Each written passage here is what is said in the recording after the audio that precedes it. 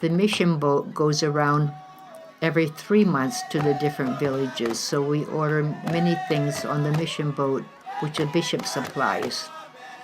But building supplies and we need to get from abroad. The man there in the lead is now a bishop. That was Ambrose Kiapseni, now Bishop Ambrose. They were carrying what we call the patrol box. I was going from one village to another on the island of Masahet.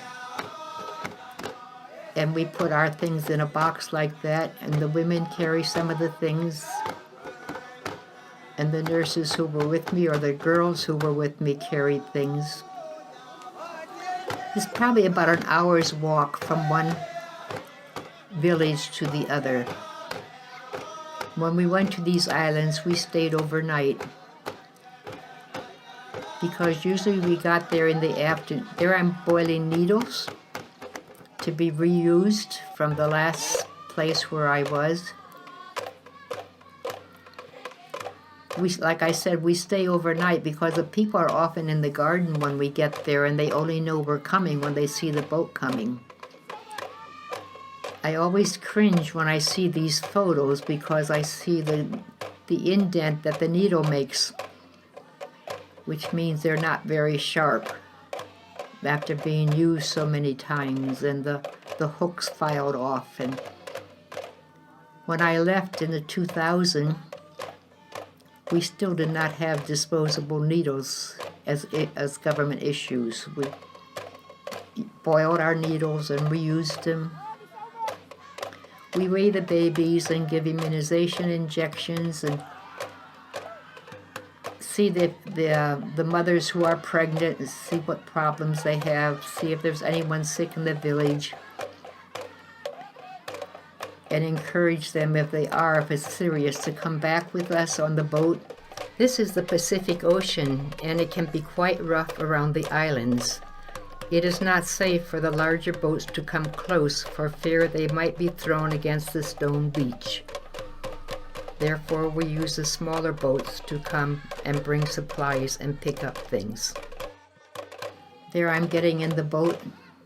The dinghy, I should say, is what it's called, to go out to the main ship, which will take me back to the mission station. Often we travel together with the priest, but sometimes I would go out in between if Father had too many other things to do. The men are always very generous and very caring. There you see I'm going back to a boat which already has quite a number of people on it. The boat is called St. Robert. That was our mission boat, our main means of transport. I went there in '56, and in the meantime they have found gold on the island, so they have a road around the island, and the mining company helps them very much with speedboats. They're bringing pineapples as a little thank you for our coming to help them in any way. They have beautiful, ripe, juicy pineapples. That's a bit of the coastline from the main station. Just a view from the sea. This was after the new hospital was built. There you see Nora, a volunteer who came to help us. We're actually, on this part of the video, we are moving to the new hospital with the tractor and filing cabinets and bigger things, bigger items. And the children are carrying books and files and cards and the smaller items so they don't blow away on the tractor. And we're going up to the new hospital in this photo. We're moving. A joyous day, a happy day. And that's Nora. Nora had made a promise. She was asking the Lord for something, and her promise was fulfilled. And so she came one year to work in the missions. And the bishop asked me if I needed help. And of course I did, and was so grateful. I think Nora was from Tasmania. There is Sister Frederica. You see the mold on the film, and Sister Pauline. Sister Pauline is a native of Manus Island, which is one of the groups of the New Guinea Islands. You can see from the mold how much work it took to get these films that they were in a usable condition. There is the back of the hospital, the ward for the waiting mothers, and then there's a hallway as you're going to the front of the hospital. This is for the delivered mothers and the baby, the little nursery. And I also have a room which we will show you later from the outside. Here are the women in the maternity kitchen cooking. They usually only cook once a day, and they kind of munch on the food for the next day. I was just coming out of my room, which is at a little higher level because this was built into the side of the mountain, side of the hill. And those are some of the teachers who were around, who came for the picture. And I want to show you the outpatient department. So they are having a little sword rest. And that's the men's ward that you see through those windows. And the women's ward, the general ward, was on the opposite side. That's Mary Mullen, a Lee-Here girl who did her training at our schools. She did the general nurse training in Papua New Guinea and then was able to get a grant to go to Wales for additional training. That's Francisca, another Lee-Here girl, a nurse aide who is helping us. Mechtil, also from Lee-Here, giving some of the babies medicine.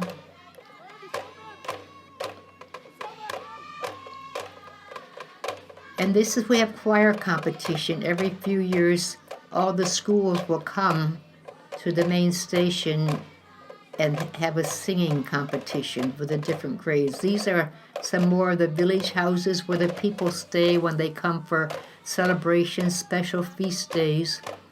They come with their food and babies and live in those villages for the weekend if there's something going on. Here are more of the school children. Most of them will walk on the mainland, but our mission boat will go out and pick up those that are further away, or maybe bring a group in from the islands, from Malheur or Massahet or Marley. One year we took the winners of the competition to Tanga, which is an island about 6 hours away. And we brought the winners from the two schools back and took them over, and they went to Kavieng for the final of the island competition. That's Helen, one of our nurses. There we see Sister Frederica and some of her school Anka. She's building a bakery. That's Ito, one of the local men. School Anka means a school anchored in the village. Not everybody can go to high school. So those who are not able to go to high school, we try and give them training to keep them occupied until they're older and ready for marriage. And Sister teaches them sewing, works with them in the garden. You don't have to teach them much gardening because they're so natural born gardeners.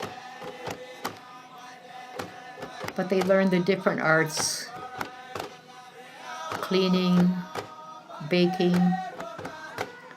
Some of the places, they made little bakeries in the village for the girls when they graduated, that they have a means of income and a way to help the village.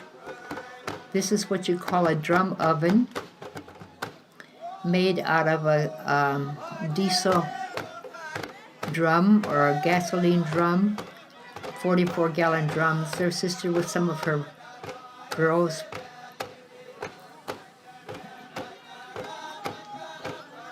This is the school anchor. That looks like it might be graduation time.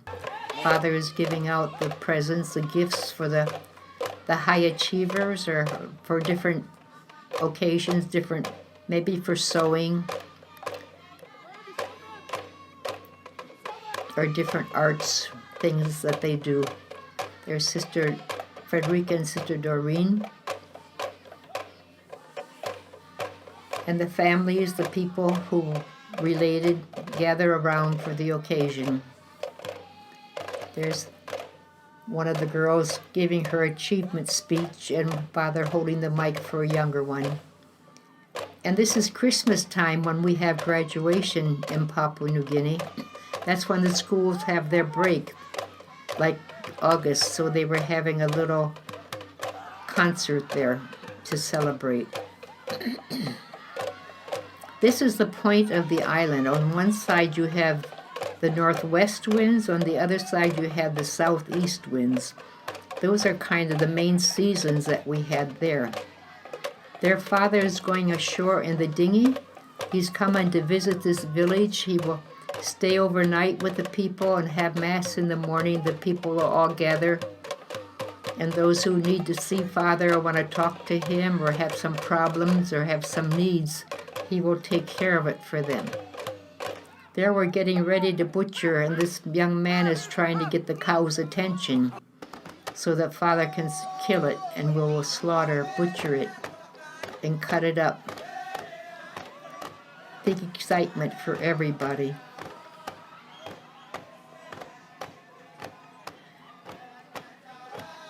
Pulling it out of the bush up to the closer place for the slaughtering. There the men from the village are taking the skin off. They're skinning the cow.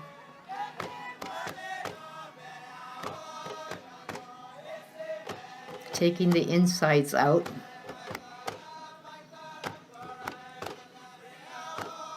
There's the Father putting the liver and some of the internal organs in the dish for Sister Doreen to take to the kitchen. And then they hoist the cow and cut it and quarter it. Now we do this probably 3 times a year, or 2 times, depending on what's going on, depending on our need for meat.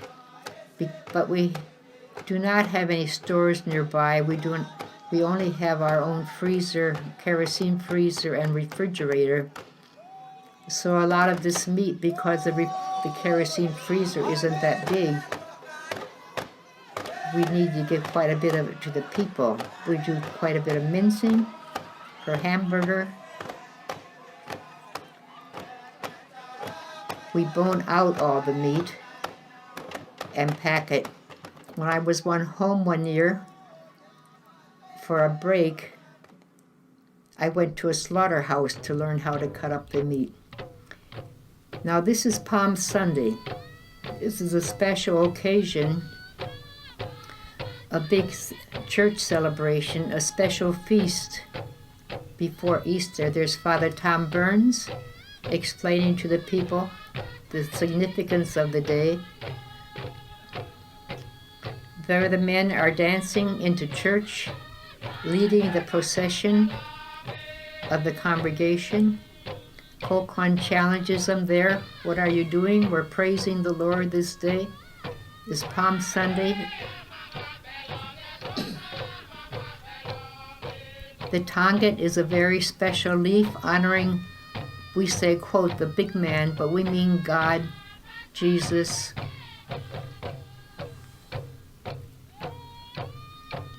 They're walking into church. The church was dark and I didn't have very light exposures, but Eric again was able to make it as best he could. There they're raising the cross. And there you see the smoke, the incense. The men have baskets with wood or something burning in them, and a special leaf, a dried leaf that they use to give a special scent or special smoke. Like in America churches, we would use incense.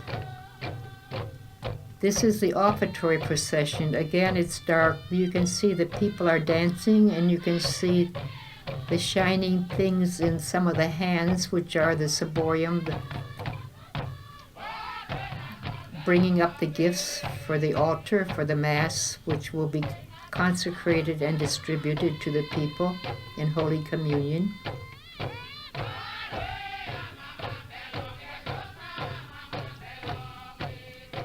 The people love to put their own traditional dances into the Mass. That's a consecration. And again, the people have a special ceremony which they themselves put together to honor God, to honor Jesus. They have hot stones there and they're squeezing coconut milk on it, which again will give a special scent, also simulating incense, which you will soon see from the smoke.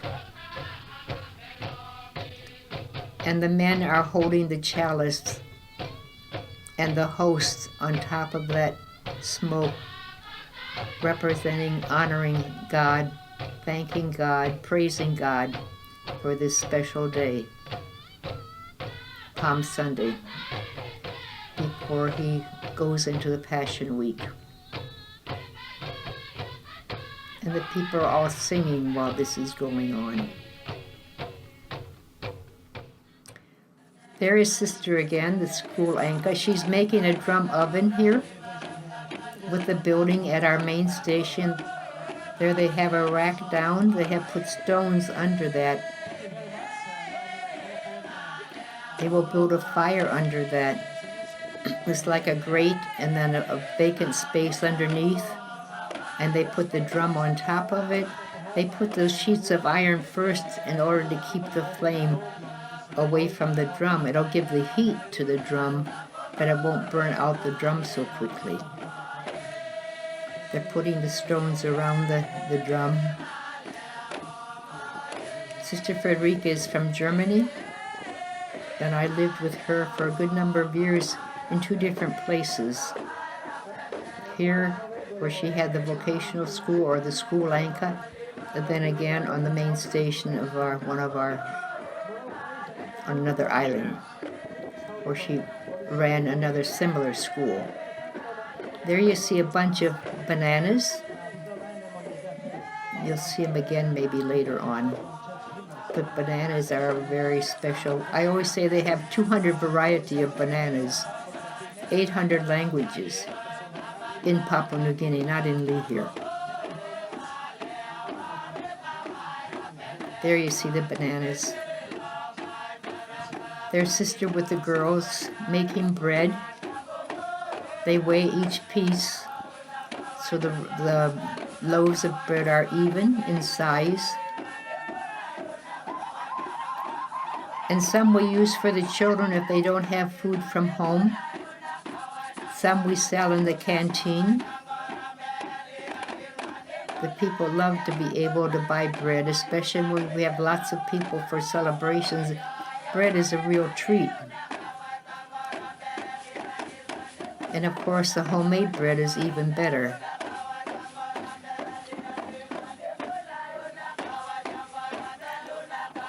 There you see the fire under that was heating the stones that are in the drum. They put stones in the bottom of the drum and then put a rack on top of it to put the bread pans on.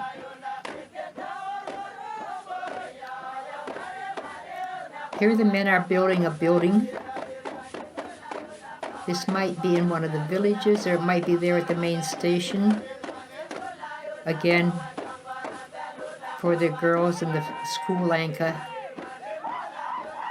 No, it's at the main station because that's a permanent building I see next to it. So we were experimenting with making coconut oil, and to make coconut oil you need a lot of coconuts.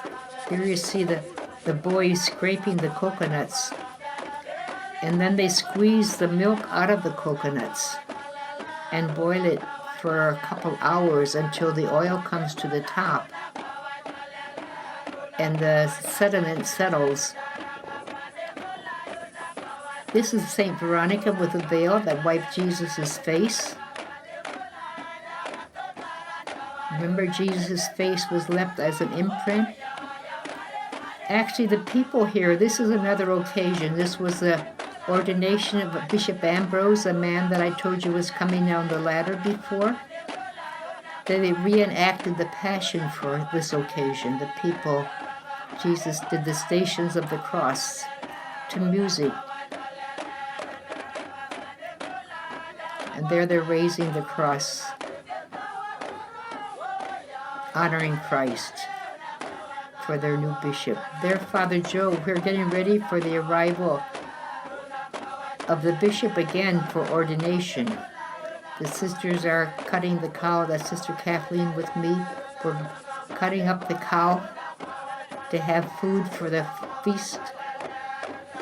There you see the boat coming in with the people from the islands. A full boat. They would have been on the sea for hours to get here. Maybe left early in the morning from Malhur or Masahet, picking up people along the way on Mali.